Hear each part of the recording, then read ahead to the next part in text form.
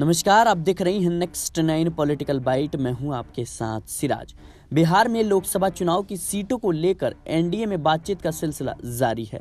दरअसल लोक जनशक्ति पार्टी रामविलास के मुखिया ने बीजेपी से 6 सीटों की मांग की है। सूत्रों के मुताबिक बीजेपी चिराग को एनडीए में बनाए रखना चाहती है और आगामी लोकसभा चुनाव में चिराग पासवान को 5 लोकसभा सीट दे सकती है।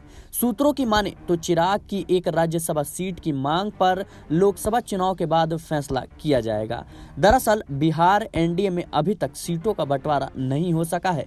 कहा जा रहा है कि नीतीश कुमार, जो इस समय विदेश दौरे पर हैं, उनके स्वदेश लौटते ही सीट शेयरिंग पर ऐलान कर दिया जाएगा और 15 मार्च को इसकी घोषणा हो सकती है। चिराग पासवान की मांग है कि 2019 के फॉर्मूले के मुताबिक लोक जनशक्ति पार्टी के 6 सांसद जीते थे, तो उसी हिसाब से आगामी लोकसभा चुनाव में भी उनकी पार्टी की दावेदारी 6 सीटों पर है।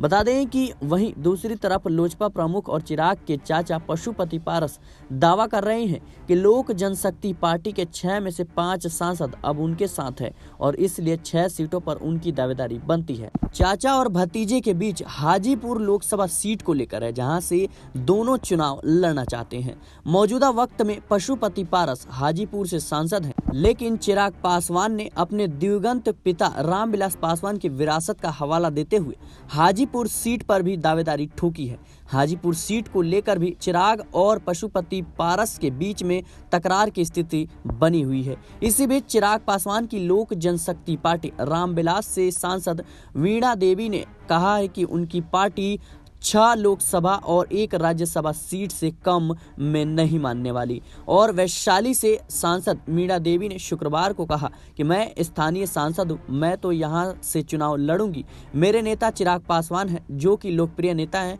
हम चिराग पासवान के साथ हैं, उनसे बात चल रही है। 6 लोकसभा सीट और 1 राज्यसभा सीट लेकर ही हम मानेंगे।